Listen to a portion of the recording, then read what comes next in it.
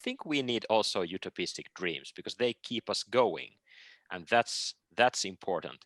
But maybe I'm the one who adds 5 mandolins to a piece. Yeah.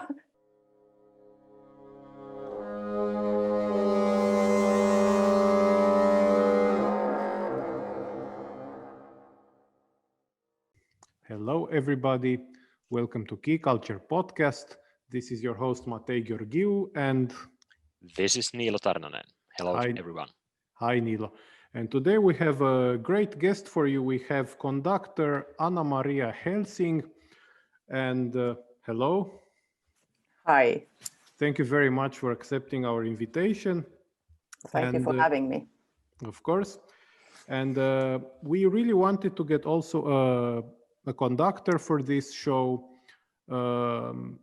We have been trying so far to talk with as many different groups of people or categories, freelance musicians, orchestra musicians, teachers, and now conductor to find out more about the struggles now during the pandemic for them, from their perspective, from their professional perspective, but also their hopes, dreams, and let's say philosophy about music for regardless of the pandemic or not. And conductors are pretty important in our field because I think they have let's say a more public image than say a school teacher or a orchestra musician, and they can also influence, let's say, decisions that are made in orchestras about repertoire or about who's going to play their image is very much like classical music for a, let's say, broader audience is very much identified with the soloists and the conductors. So I think it's very important to hear also a conductor's perspective, especially since Anna-Maria has a experience as a principal conductor. She was principal conductor of Oulu Philharmonic, and now she is a principal guest conductor at BBC Concert Orchestra. So you can find out, of course, more about Anna-Maria in the link in our description. And let's go directly to the questions now.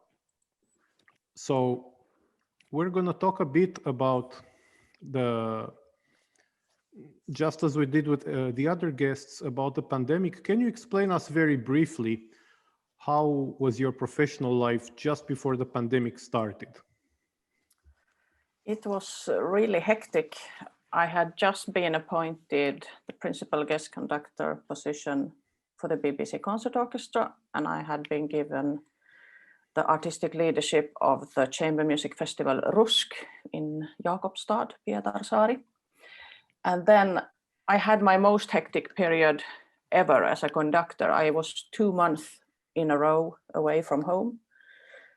From early January to the 8th of March, I had no time to come home in between. I had 2 opera projects and I think 4 orchestra weeks in that period of 2 months. So I was living on the road, sort of to say, and really just going from place to place. And my basic point of living then was in Stockholm, as I did the Coraline opera at Folkoperan, Mark Anthony Turnidge's opera there. And then the 8th of March, I had Boulanger's La Ville Morte opera in Gothenburg. We had it on the Sunday, 8th of March, and I came home 9th of March. I was really quite exhausted and looking forward to a vacation, not a vacation, but to be at home for 2.5 weeks before the next going. And then 9th of March, when I got home, I realized that there might be something happening here that will prolong my home weeks. So in 1 week time, then we had the whole situation of the government changing everything in Finland, and our kind of lockdown was starting from then. So I came from this speed of really full speed in, I don't know how to describe it, but yeah, when you're away for so long and not have even 1 day or 2 days at home in between, you are working constantly, nonstop. When you have like half a Sunday off somewhere, you are just reading like crazy to get done everything you didn't have time to do for the next weekend. So to come from that kind of thing for this complete vacuum, when the calendar was sort of half a year forward, was emptying in a very fast speed. I think during a couple of weeks, then everything was away until June, July. And now in retrospective, there was like more than 6 months that was completely without conducting. So for me personally, it was, I needed the vacation, no doubt about that. But on the other hand, when it happens so dramatically and the situation globally is so dramatic, then I realized that we all thought that we will be so well relaxed after this period of time, that the world has never seen so well-rested conductors like now, and everybody had vacations and we will be so full of energy. And I think we are all as exhausted as we used to be, because it takes so much energy. It must be that just waiting if the things are coming back normal, or if they are not, takes a lot of energy too. So it sounds really a dramatic situation. Has it gone any better now in the autumn? You referred to half a year. Now we are a bit more than a half year from the beginning of the pandemic. Yeah, I think we are at 8 months soon. Approximately. So yeah, I had my first conducting gig maybe like 5 weeks ago. I did the BBC Philharmonic in Manchester, and now last week I was with my orchestra, so to say, in London, the BBC Concert Orchestra. So I have only managed to keep 2 gigs for all of this period of time. So I don't know. You're still doing better than us. No, No, that's sad. Yeah. No, I don't know. During the spring, there was a lot of things that were postponed for the autumn, the beginning of the autumn, and then now quite a few of those were also postponed another time. So this week, for instance, I would have been in Iceland with the Iceland Symphony Orchestra doing Thorvaldsdottir's Ion, which should have been in April. Should have been the 1st of April, was moved to yesterday, I think, the 5th of November. And of course now was postponed again. So we are looking at these kind of productions that are just moving, and now we don't know when it will be. So this is the reality, but of course I'm really happy to have been able to do something. And I don't know, I have mostly now in UK with different orchestras before Christmas, and UK does everything without audience in the hall. So far it is streaming or recording or radio or these kind of concerts that we do there. But as long as I can do them, I'm still happy, because I can be with the orchestra and I can do the music and we can work. So I think we are happy that things in Finland, for instance, it's not that bad. We are having these concerts going on with limited audience, but still it's better than in many countries. Right. I wanted to say just briefly, when you said that you're still tired, we talked with Niilo in a previous show that at least for me, like all of a sudden I had all the time in the world to compose everything I wanted. And then, but then you know that there is like all the deadlines are up in the air, all the concerts are up in the air. It's much harder to motivate yourself to just do it than than you thought it would be. Absolutely. I think for all of us also, it's the same thing, that we have changed the program so many times. So actually I've been working really hard from, let's say I had maybe a couple of months in the beginning of the pandemic when it was this sort of vacuum. But then after that, I'm working as much as I used to planning new programs, all the time having these mails of can we fit you in there or here. And so we are doing a lot of work that we thought was already done. The concert program was already set, and oh no, we can't do that big orchestra. Okay, so we start over again. Yeah. But then, then it's really hard to motivate yourself to learn those pieces, because I'm all the time waiting for the mail that will postpone this as well, or cancel or change the program. So I think the effect is really when you have learned a couple of scores sort of in vain, which it is never, of course, but you get a little bit reluctant to do it, and maybe more,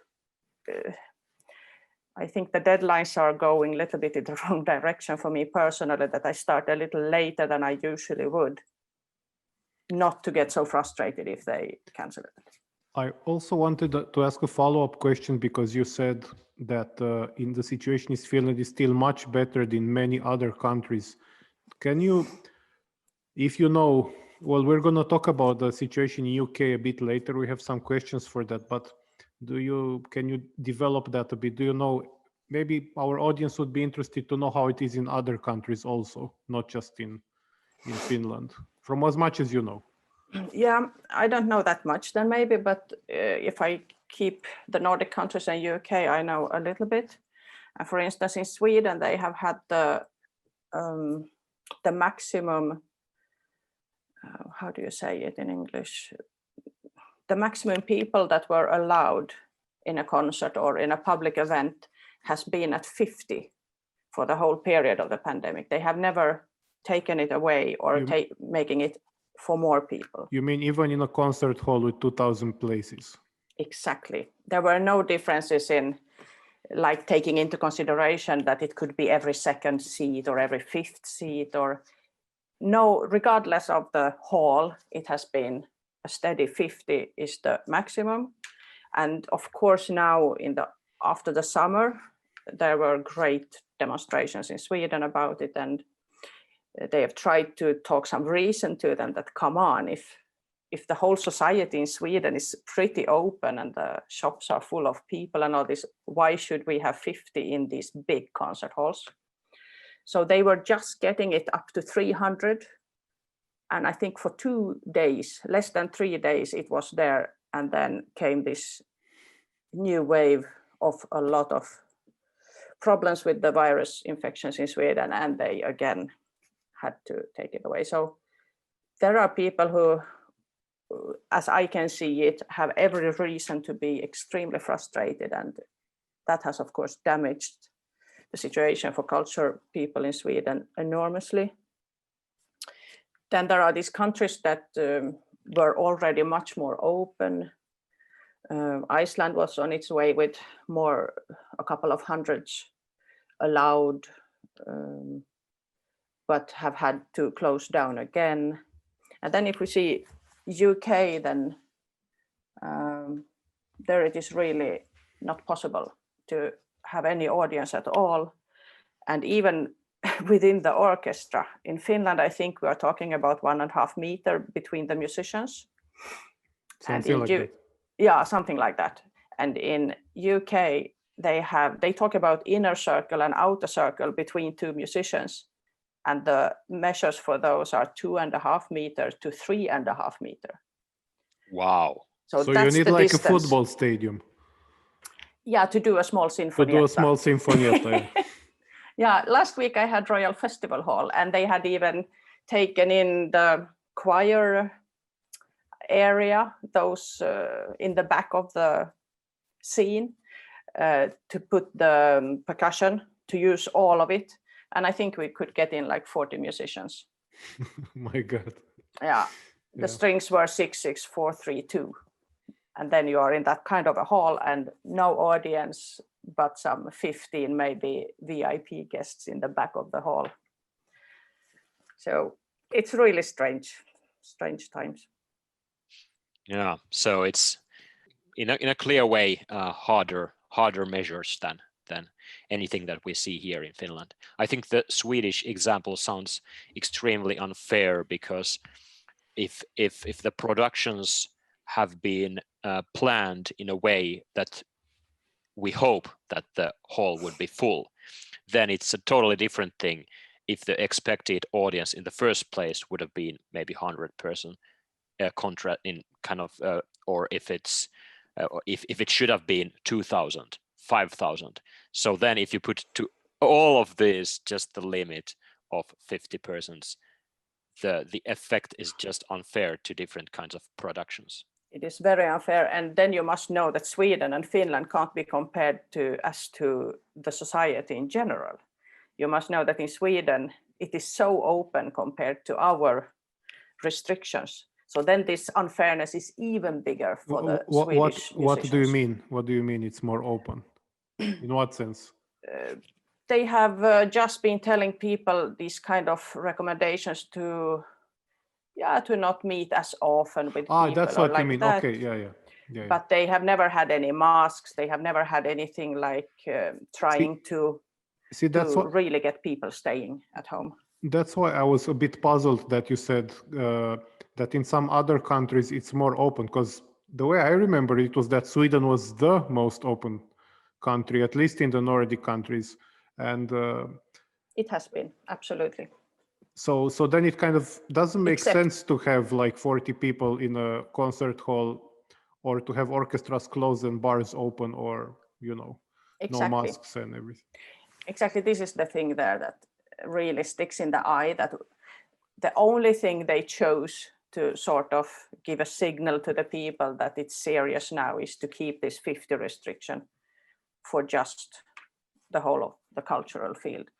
As the other society, every other part of it is sort of going as usual, more or less.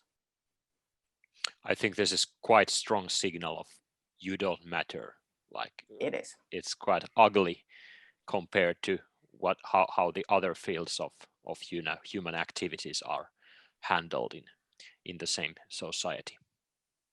It really is. I mean, it is not like the cultural field wouldn't take its responsibility for the fighting of the virus. I mean, it's absolutely the opposite. We were not making any noise during the whole spring about being shut down, because everyone, I think, thought that, sure, we will do our part. But if we do our part, then also the rest should maybe. But why do you think this happens? Because it happens across countries. I think in Romania also the first things they closed was museums, theaters, and concert halls.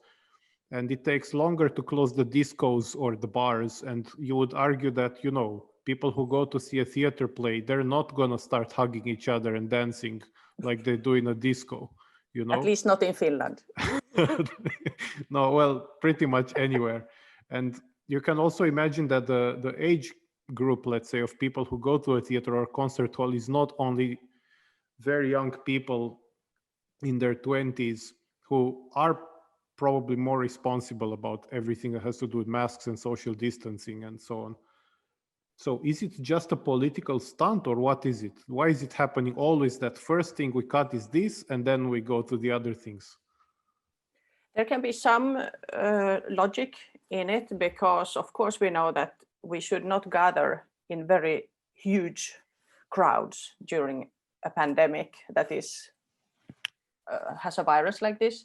So in the beginning, I think it was the right thing to do, to really point to people that now we don't do this. We don't do a lot of big gatherings, which will make people realize that, oh, we should think about the wedding coming up. We should think about this party we were supposed to organize. But that was then when it hit us and we didn't know how to organize them safely. And in Finland, for instance, they keep talking about the concert that was held 8th of March before any safety measures were in place. And there was some people getting the infection. And that was a different world, because during the spring and summer, we have learned very well how to organize even bigger events very safely. So for now, I think that the people in charge of the decisions should realize that we know how to do this. We have now other restrictions and regulations, and we can have every second seat or every third seat, and we will have masks, and we will take the audience in and out in a safe way. We won't mingle during the breaks as we used to do. And then suddenly you have the situation of, for instance, I was in Musiikkitalo in Helsinki, the music hall, 2 nights ago at the Radio Symphony Orchestra's concert. And in that huge hall, we are sitting, I don't know how many we were, but I had 3 empty seats on one hand and 3 empty seats on the other. And there were like maybe every 5th seat or something, there was a person, mostly in masks. And the concert is short and there is no intermission. So when I sat there, I was looking around and I have nobody in my face pointed to me. We are all sitting and I only see people's backs. I thought that this must be much safer for me than to go to a friend's home and have a dinner where we would sit looking, facing each other on a meter distance maybe, and eating and all this. And no mask. Exactly, because you can't eat with a mask. Yes, simply. yes. So if you really look into it now, I think we are learning slowly that those events are not very dangerous when it comes to spreading the virus. So I think just the systems are really slow. We have to teach the politicians and the governments that how it works.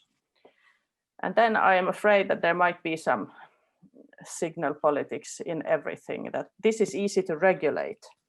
And to close a restaurant or a nightclub, then people are suddenly much more annoyed, upset, and there are different laws for them and not so easy. And if you close orchestras and theaters, at least you're showing that you're doing something. And it kind of feels like you're doing something. Yeah. Exactly. And also I think for people in general, they think of it from their point of view, that this is my entertainment, this is my hobby to once in a month go for a theater play or for a concert. And I can be without that because I could sit at home and follow a stream or watch an old movie or something. I don't need these events to live as I need to eat or something else. But we must also think about the whole industry. In Finland, for instance, it's about 3.5% that works in this industry of the play industry together with the cultural people. And then we start talking about real impact on the finances. It's not just that we go without salaries and we have a struggle of managing to get by, but Finland is losing a lot of tax income. Indeed, yes. Yeah, I think now when we have spoken a bit of kind of how things have been during the pandemic by far, but what can we see in future? I think we just discussed various measures in various countries, how to tackle the situation. But can this really go on for 1 year, 2 years, 3 years? Can we hope for a kind of better future for the disease situation just getting better, or should we maybe be thinking of what would be the ways of keep the concerts going better and in a more safe way, even if the pandemic just goes on? Because I think this is something as important that we just can't keep closed all the time for a long time. Well, I think that we have already shown that we know how to do this. I say we, I obviously mean the orchestras and their administration teams. So, I mean, this will go on for a long while and we don't know for how long. So it's impossible to think that we just shut it down for a couple of weeks and everything will be fine.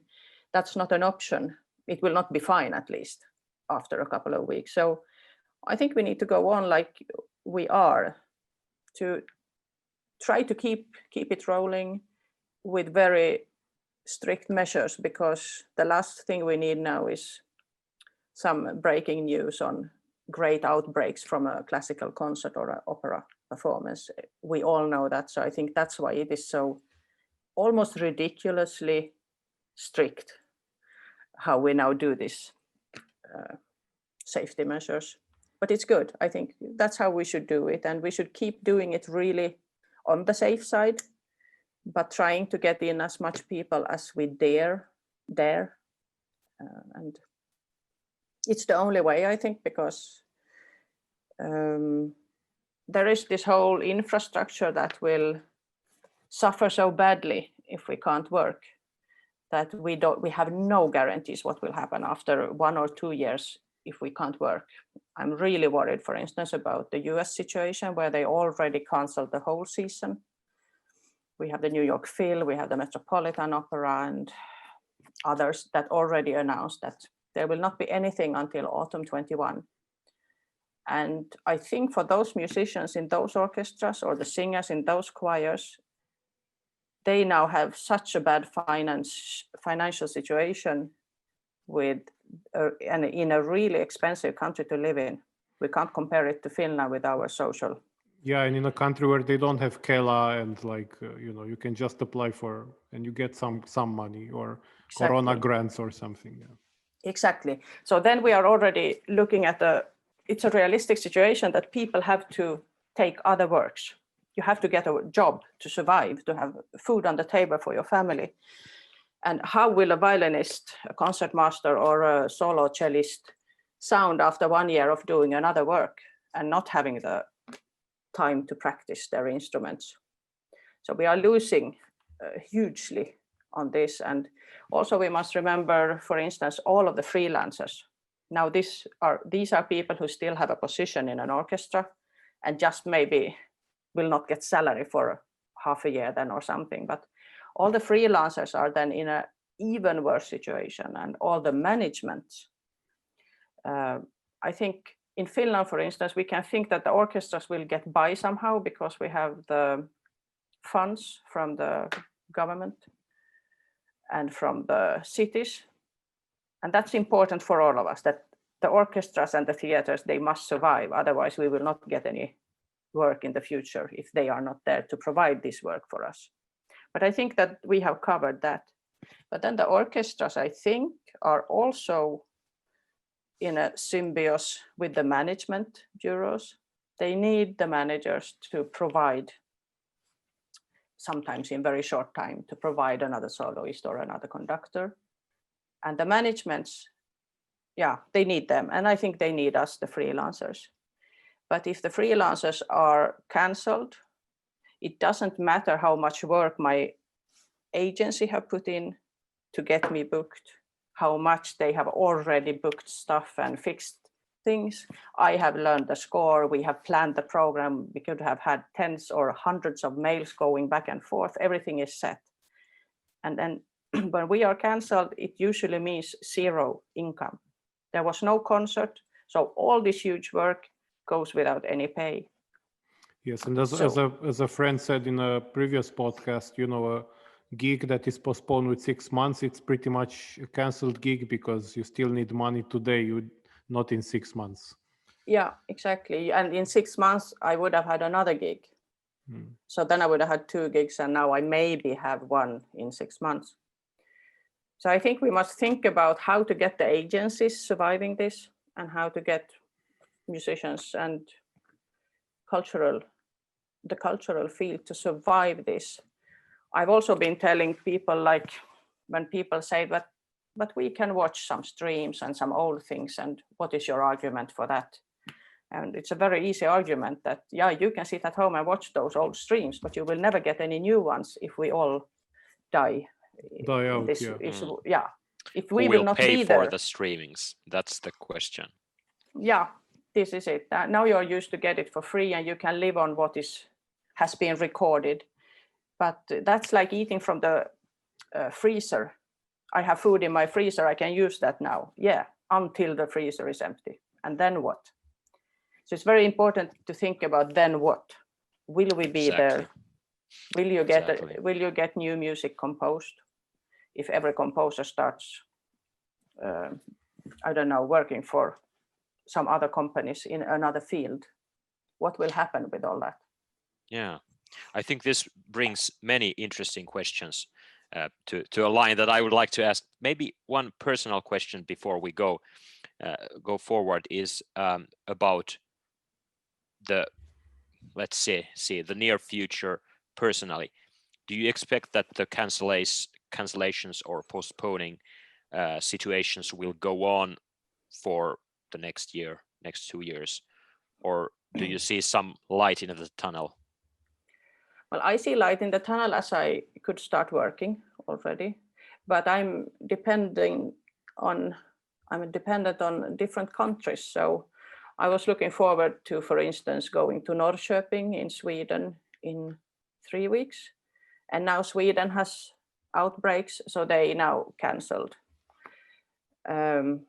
So it is so fragile. It's like Iceland. How is traveling now? Like how can you travel to different countries to conduct? How does that work? Is it easy? It is a little bit more complicated.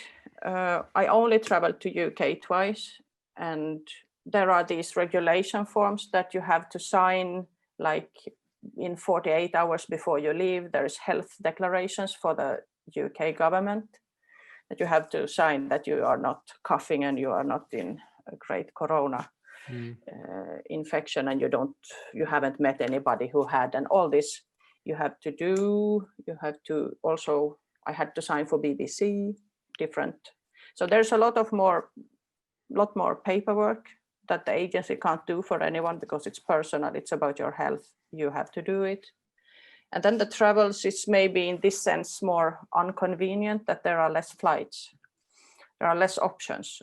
So I couldn't, for instance, have a direct flight from Helsinki to Manchester because it was only twice a week and not my days. So then I had to fly to Heathrow and then take a train to Manchester. And this, of course, complicates and makes it more heavy, the traveling. But other than that, I think it's less people on the flights than I had expected. So I have had the row for myself in the flight, in the plane, for instance. And I'm using proper masks that protect me when I'm flying, just to try to be as safe as possible.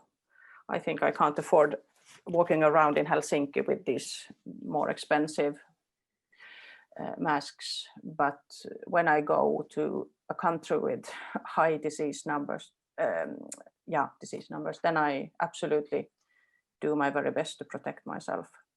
Sure. I wanted to ask, since you already touched this a bit, about the United Kingdom. I know that in the United Kingdom, they have very few orchestras that are state financed. I don't know, was it like 4 or 5, something like that? And then everybody else is like working as, well, freelance pretty much. And I would like to know, since you have experience in the UK, does that system work? Like, can great music be done with one rehearsal and one concert with tired musicians that are very, very good at sight reading and can you do it with one concert and rehearsal and with musicians that have to do other jobs in the meantime, like teaching or something else, so that they can still sustain themselves? So that, if it's possible to do anyway, and how is it now in the pandemic? Well, as my orchestra is a BBC orchestra, they have license money that funds their productions, almost, not entirely, but I think it is something like 80+% of their finances that comes from the BBC licensing from the broadcast company. And then they maybe have their own income from tickets and tours and the CDs and stuff for maybe 10-20% only.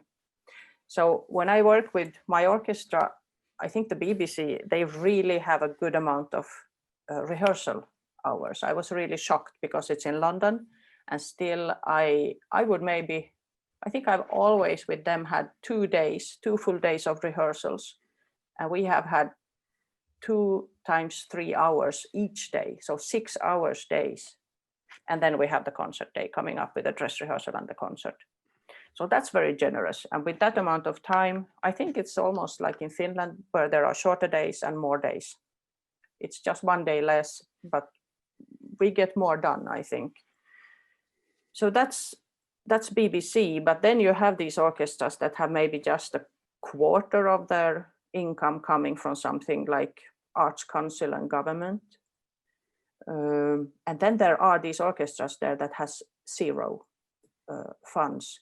Even English Chamber Orchestra or Academy of St. Martin in the Fields, I think they have zero government funds. And how they get by, I can't even imagine. And as, let's say, the Philharmonia Orchestra in London, I've been doing some contemporary music programs with them. And then with contemporary music, the whole thing, I think we had just maybe 60, 70 minutes, a shorter concert before their real evening concert. So I think 6 o'clock was my concert until 7 something. And then 7:30, they started with Niemajärvi and had a regular symphony concert. Then I got one rehearsal the day before, and it's full of contemporary music. You can imagine how fast they must be in learning to do all those 60 minutes music stuff in one rehearsal, 3 hours, and then the next day it was the dress rehearsal and the concert. And if I can give an example of how their day was looking, how it looked then, how it was planned then, on Wednesday, I was rehearsing with them from 9 to 1 maybe. And then came Niemajärvi and had 2 to 5. And they had 1 hour break. And then from 6 to 9, Niemajärvi had his second session. So there were musicians who played from 9 in the morning until 9 in the evening. 3 huge sessions. And then the next day is the concert day. And then they had a dress rehearsal with, I'm saying Niemajärvi all the time, and I mean Paavojärvi, sorry. And then Paavo, the next day has the dress rehearsal from 10 to 1. I had the dress rehearsal from 2 to 5. Then they have my concert from 6 to 7-ish. And then they have Paavo's concert from 7:30 to 9:30 or 10 o'clock in the evening. These are 2 normal days for a musician in the Philharmonia Orchestra. Wow. So it's basically 12 hours every day that they're working there. Well, let's say not every day. musician was in both productions, but those who were, they do like this. And it's there is no, there are not many options for how to do it. And they don't have a month salary. They are paid per session they actually play. Yeah, and then they can get a decent salary out of this. And the example with UK, I think it's the reason why I also want to talk about it is because you have many people who say that, orchestras should just, why does the government have to fund orchestras? Why can't it be like kind of, let's say, the free market? Like if people want to buy a product, they do, and it should be self-sustainable. And there you say, well, it's not possible. And then they say, yeah, but in UK it is. And is it? Yeah. Well, you must remember that the Philharmonia Orchestra is one of the best orchestras in the world. And as you said, they are the best sight readers probably in the world. So if they have played Mahler Fifth tens of times during the past 10 years or 20 years, they have probably played it then 20 times or something. And then, okay, tomorrow is Mahler Fifth on the program. So they don't maybe have to rehearse that a lot themselves. They just check one place or note at all, and they go to the rehearsal and they know the piece. They, as an orchestra, know the piece so well because they play so many concerts that they don't need you to rehearse the piece. So then they just want the conductor to come in and give his or her interpretation of the piece. And I think that you can maybe grasp in 3-5 hours rehearsal time, because they are all at such a level, both the conductors and the orchestras. But of course, if you start talking about really rehearsing and changing something in the sound of the orchestra or developing stuff, I think that's a struggle probably, because how would that happen? I was there in 2008 and saw when Christoph von Dohnanyi was rehearsing the Philharmonia Orchestra. He was then their chief conductor, and he demanded 4 days. When he came, he said, okay, I want to do this and this. He had some Bruckner symphony, and he said 4 days, and he got it. because they knew when he comes, he will rehearse. So he was already then, I don't remember, 80 years plus, maybe not really, but around 80. And he sat the whole day. First he had tutti until the first break, and then he said, now winds, you can go for break. And then he rehearsed the strings. And when they were done, the winds came back and he said to the strings, now you can have break. And he was sitting there, rehearsing. And then he took tutti again. And he was really rehearsing them because he allowed himself to have that time. And then you could really get something out of it, I think. But I even think that in Scandinavia, we should rehearse more, if you ask me, because it's a lot of just routine playing going on. And if you have 2-3 days and a huge program and some really tricky contemporary stuff in it as well, I think we must just get it rolling, get it working. But from getting it together and getting it working to really doing art, that would need a little bit more. Yeah, I couldn't agree more. Yeah. Yeah. But I wanted to say just shortly that my only experience in the UK was in Scotland. I had a piece in a concert where there was one piece by Oliver Knussen, which was extremely difficult, like with septuplets that are, empty, and with the whole orchestra playing in unison. Yeah, the whole orchestra playing in unison. It was like terrible. And one huge rehearsal, and then dress rehearsal and concert, and the ensemble was amazing. I mean, like, they played so well considering the conditions, but it just cannot be perfect. And it wasn't perfect because they didn't have 5 days to do it. And I was thinking, like, this could have worked with 5 days. You don't have to kill the musicians for 2 days. No. But in the end, it's a matter of money. And if in the culture it's so that we have only 2 days, then that's how you do it. And then of course, if you want quality, then you need to invest for that, whether it's about personal involvement or whether it's money. But you need to put effort to get quality. You really do, and there is nothing like cheap and good. Also in culture, it is as simple as that if you start taking away the funds, I'm also really worried about the developing of all the cuttings in Scandinavian countries. Always trying to get it cheaper and cheaper, and everybody's pushing, of course. Could you do it with a little less rehearsal time? Do you think it would be enough if we take a little less, a little less, a little less? And I think we are in a situation that we don't even look at this with a sober mind anymore, because we are also used to, sure, I can do it. Yeah, that's too much time. I will do it in shorter time even. But if you really look at it, what is the hurry? And how is it possible that we in 2020, let's say before the corona, how is it possible that everybody's working like hell and we are developing and everything it should be much better than it has ever been. And we are more poor culturally than maybe some 10 years back. They are all the time cutting more and more. Shouldn't we expand? Shouldn't we have bigger orchestras in the countrysides all the time? A little bit more players, a little bit more time. Why is it going always in this direction? Are we such poor people? Niilo. Yeah, I think you're touching really crucial questions right now. I mean, like, are we always just about to kind of whine and complain and just kind of be reduced to something smaller, or do we dare to dream of getting something done in a completely new way, or something done bigger, or something done more?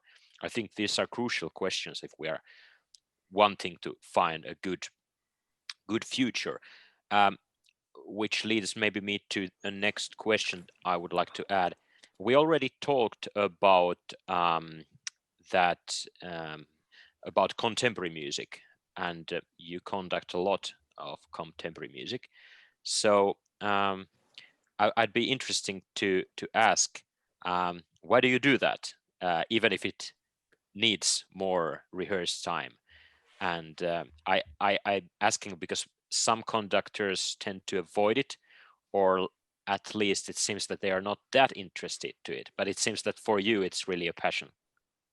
Yeah, I think it has become a passion through the years, because in the beginning, when we started in Finland as a fresh conductor examinated from the Sibelius Academy, you just get those gigs.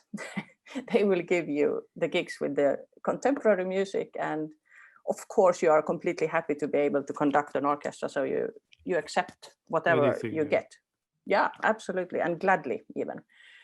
And then it was maybe during the first years, maybe a little bit like, okay, I could do something else than this also, which of course I was doing. I got all sorts of things, but I think I didn't realize in the beginning that I would actually get a passion for the contemporary music the way it has turned out, because now I propose it myself. I mean, I want to do it because I have noticed the difference maybe in programming in different countries. Let's say Germany is a little bit traditional compared to Finland and Sweden. And I think there is something almost lacking in a concert program these days if there is nothing contemporary in it. So I think nowadays my favorite program would be something that consists a little bit of both. And when I have the possibility of making my own programs, I at least tend to think about that. I want something that the audience will be impressed by, that they will notice that, oh, I didn't know that I would like that. Then I think we really did something. Because, yeah, I think that if we play it well enough and give it the time it needs to be prepared well enough, then it will be played with passion, and it will be music that really hits the audience. So I think it has come by the years, little by little. Yeah. Also, because we're talking a bit about contemporary music now, I would ask, because as a composer, I have this experience of, and well, all composers have this experience of trying to, work with an orchestra at some point. And it seems to be somewhat of a gray area. You never kind of know how pieces get to be selected for concerts and not. So could you explain maybe a bit about how this process go and how it should be? Because we don't have any kind of application system, let's say I want to send my pieces here and there, and you never know, do I upset this conductor if I ask, do I upset this manager? And there is only gray area, and then you just see this name pops up, but this person's doesn't, or this person's doesn't, and nobody wants to talk about why it's like that and why it's not. So could you explain maybe how does it usually go?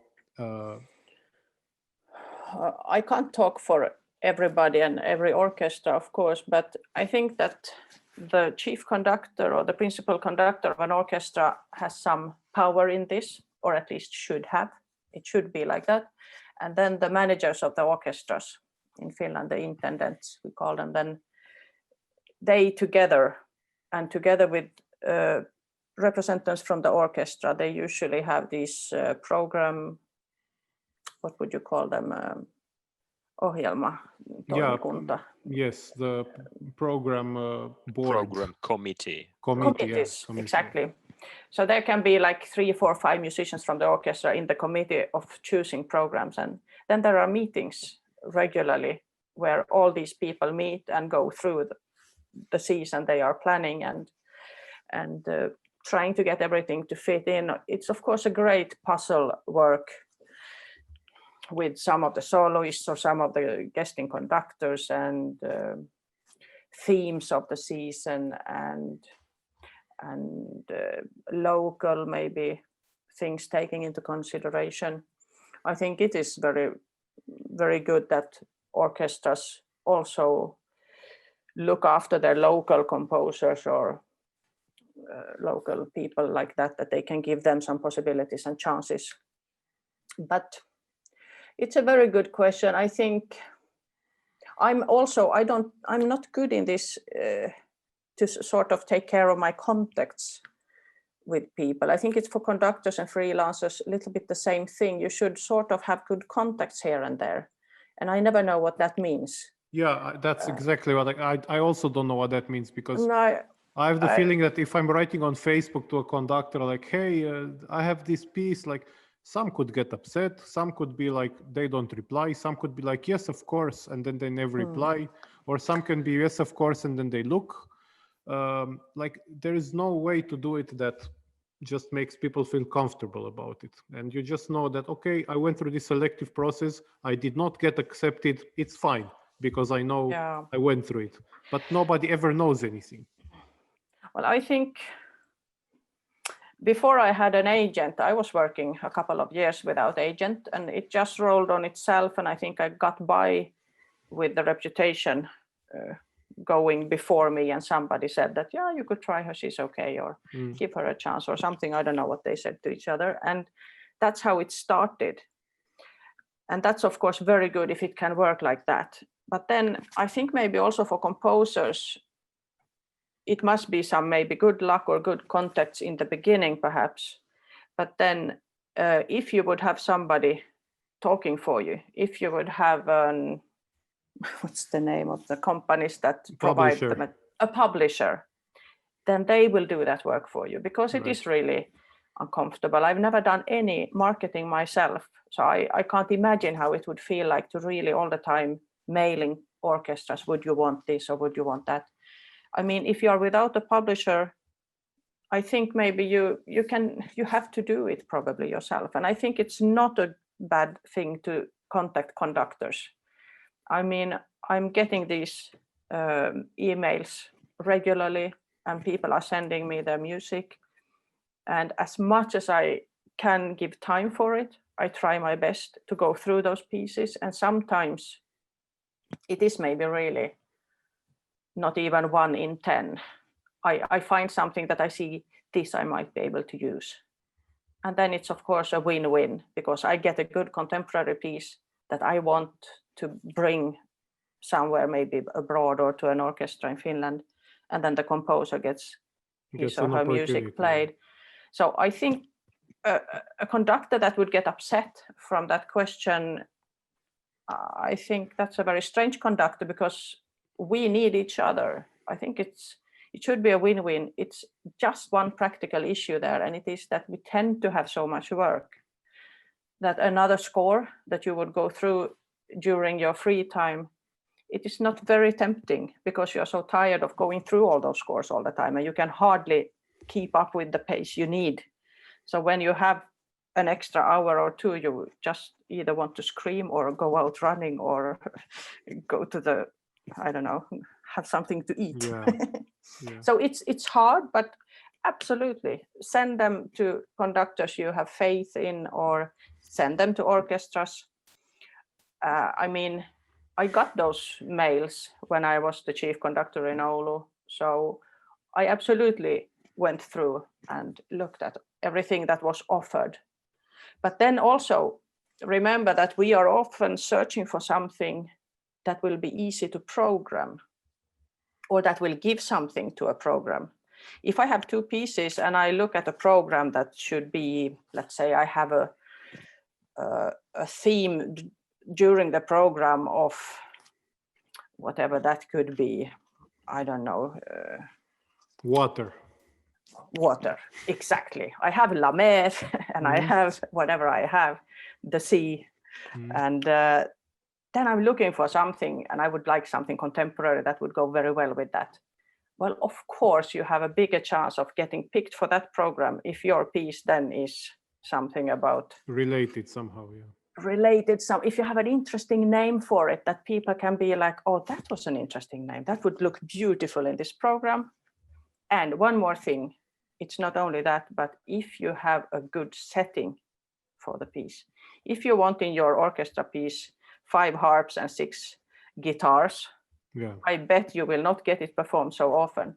But if you think about what is the size of the orchestras in Finland, all the smaller or sinfonietas, and okay, double woodwinds, there is somebody. Yes. We have a new guest on our show, yeah. Oh, great. You do realize your son is going to be on YouTube, Niilo. Yeah. Yeah, we are happy to have everyone on YouTube now. Yeah, but if you know that you should stick to double woodwinds, and if you want them, you know that they have one percussion player, and they have 2 horns, maybe 2 trumpets, and then mostly they don't have any more players than that. They do not have a pianist, they do not have a harp. So if you write for that setting, then it is a gold mine for all the orchestras that are searching for something that will not need an extra player because they want to save money. Yes. So if it is your piece with exactly this setting or smaller, and then we have the piece with 3 banjos and 5 mandolins and 2 ukuleles, then your piece will probably win just because of that. Right. So you can be a little smart about it. And then, of course, if you get your foot in and you get your piece performed, then I think the quality of it will take you from there. But it is how you get in there, probably, that you ask about now. So you would say that your main advice would be for for composers who have no idea what to do would be, 1, not be too afraid to write to conductors, because 2, if conductors do get upset, then they're not like that normal. Then they are shitty conductors. Or they're shitty conductors. And 3, no, preferably very programmable pieces, like no 5 mandolins and 3 electric guitars. And one more thing. Then it was the programming, that an interesting name could attract somebody. An interesting name, yeah.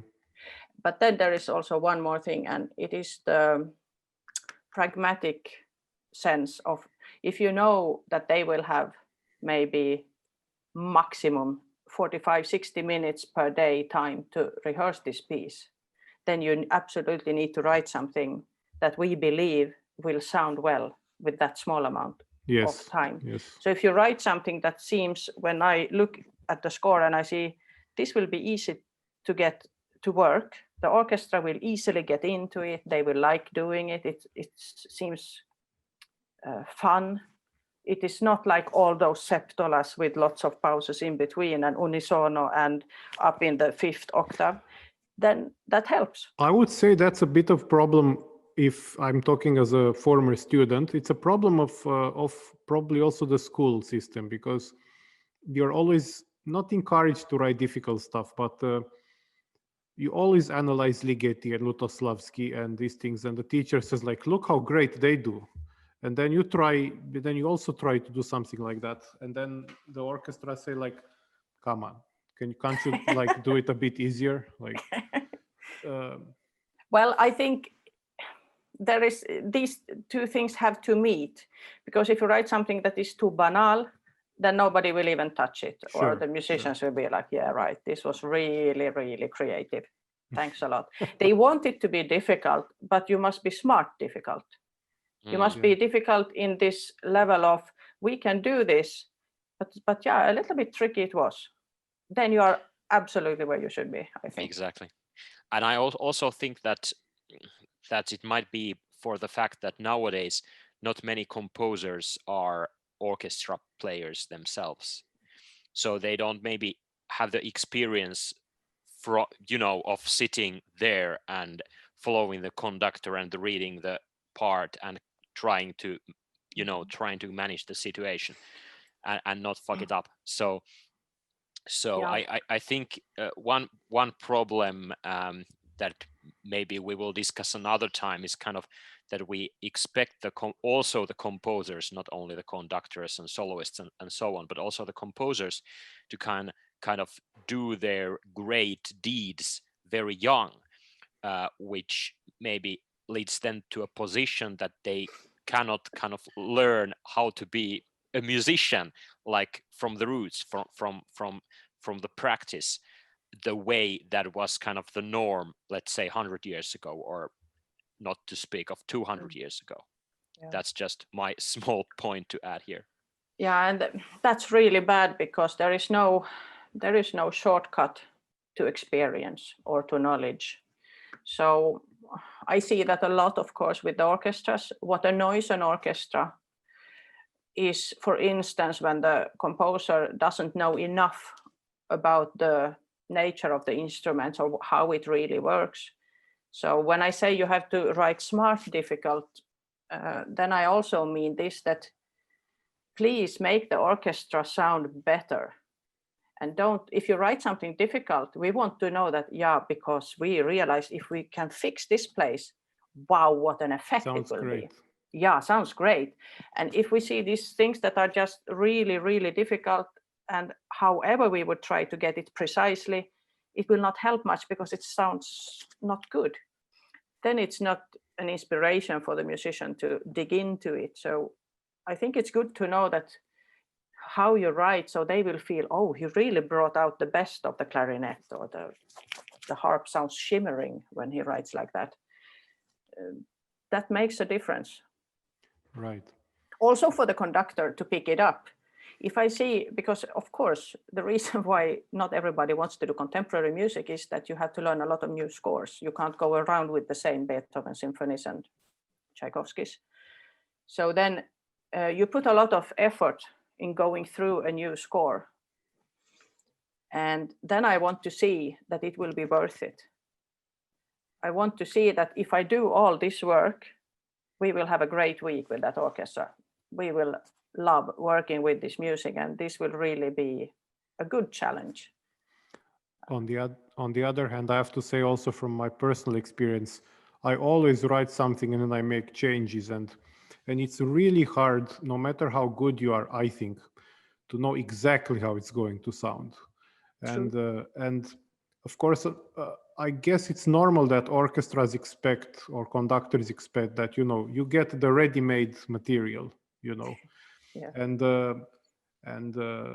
often you get that one first performance, then you have this orchestration wasn't actually as good as I thought in these 1, 2, 3 places. Okay, I'm going to make the changes. Then you make the changes, but you have to convince someone to do this again, and it's not so simple. And this is also one thing, we have too little money to do this properly. I have been in some projects where they actually gave the first performance composer a workshop half a year before the first performance.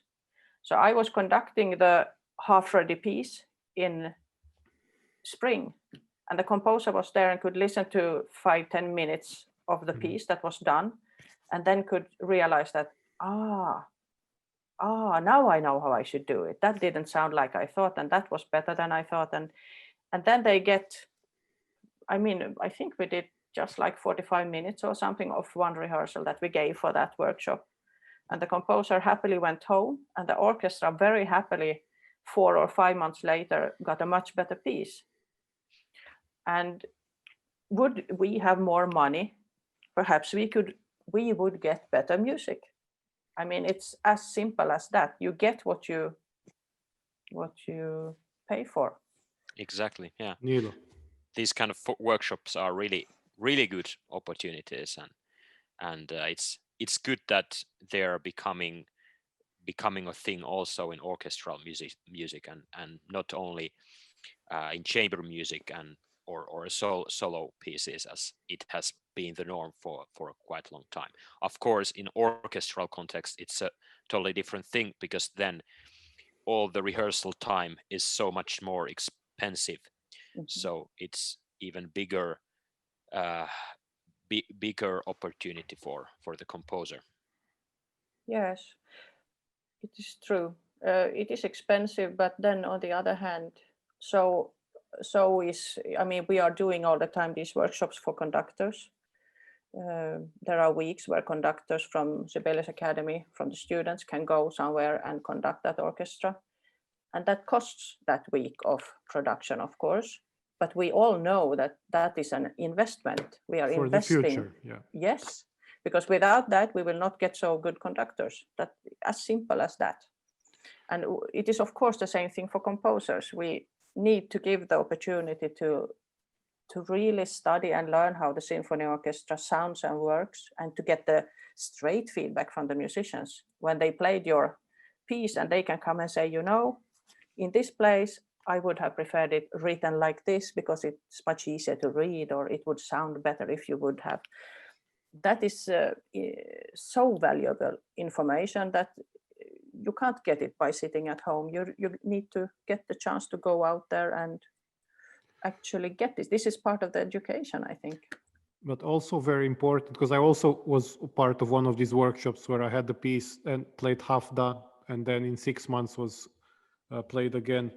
It's not enough to have like once, as it's probably also not enough as a conductor to conduct a professional orchestra once and then you know how to conduct a professional orchestra. So it would be, in my opinion, good to understand from the conductor's and orchestra's point of view that a composer needs a couple of chances. Like you will get better with each piece. Yeah. So you cannot just make the exercise work out once and then you're good to go for the rest of your life. So no. It's going to always be like this, that you will want to change something, maybe until you don't want, when you have written 10 pieces already. But yeah, I think we are just counting on then that you will get then real commissions and learn as you go. Everybody expects, of course, that you will get better in 10 years time or 20 years time. I think it's like when you get a driver's license, it is like getting the diploma from the Sibelius Academy that yes, you are allowed to drive this car in traffic. You are a composer, you are a conductor. But everybody knows that it's just when you start really driving in traffic, you realize how it works, and oh, these situations you need to act like that. And then you learn how to drive a car in traffic. So of course, it's only experience that can give that. If you had the power to change something about the state of classical music because of the impact of a pandemic, what would that be?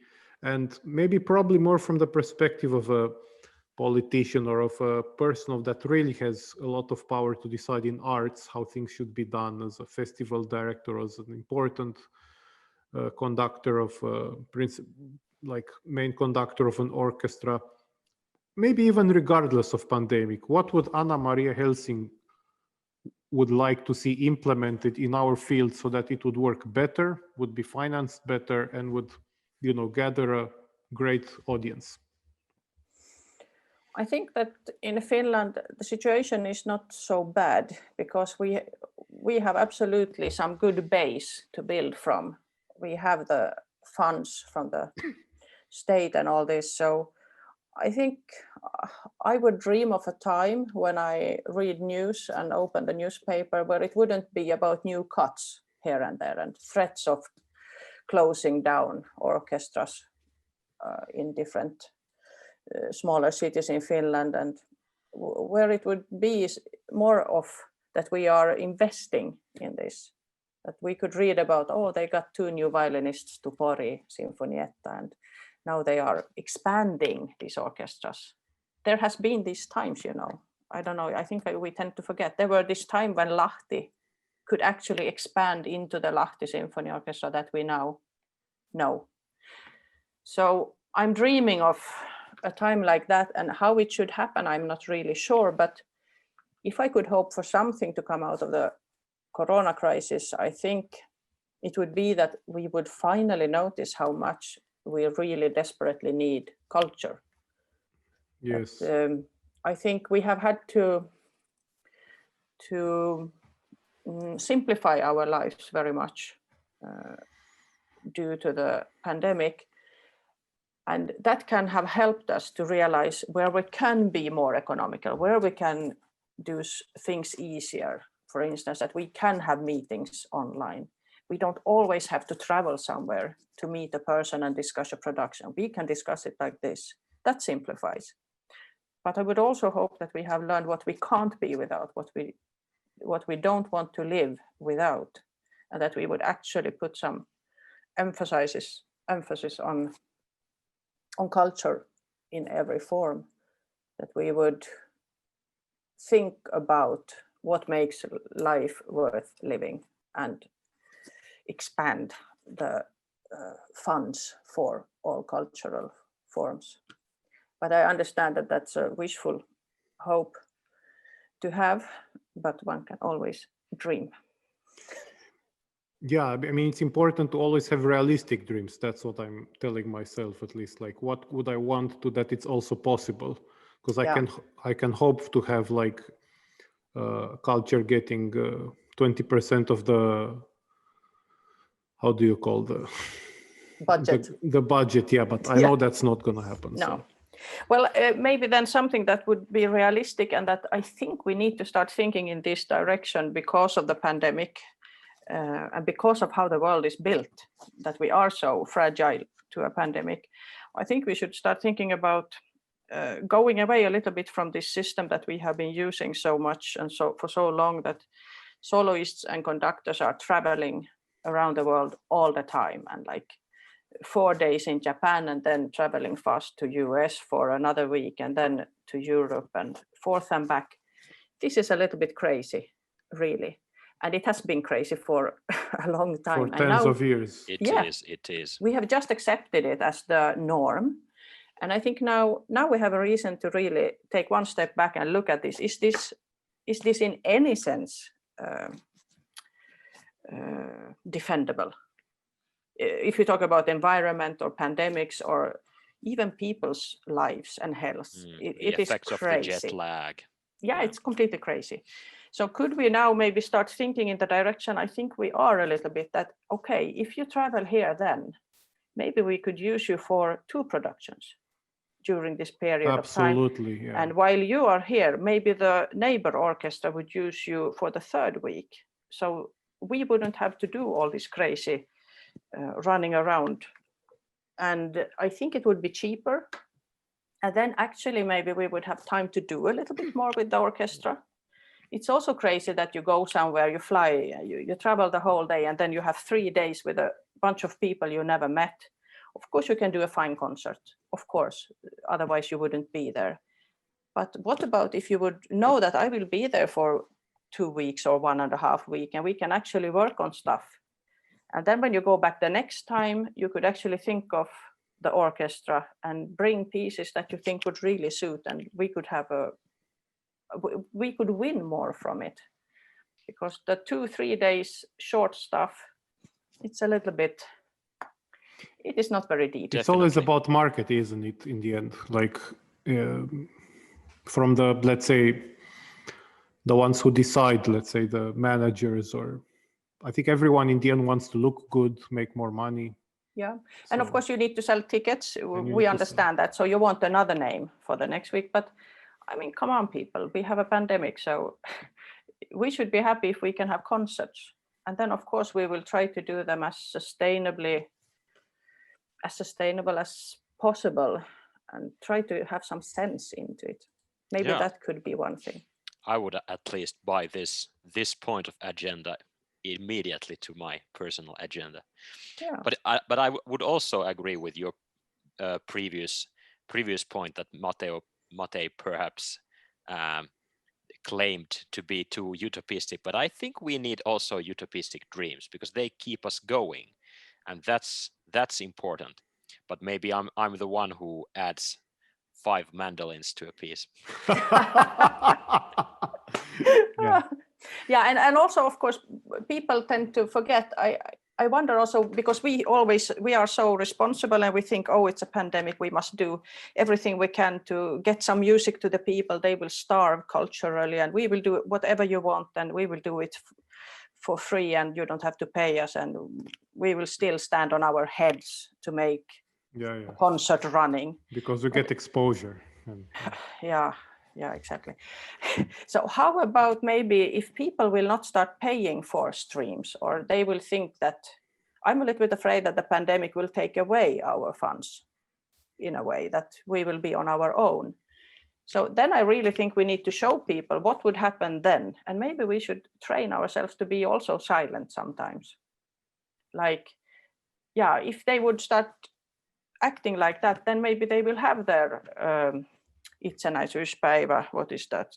Independence Day without music. Yeah, there will be no music. And they want to have a concert, but there will not be any light or sound, all these people who need the salary from working for it would not show up. I mean, if we would strike, then what?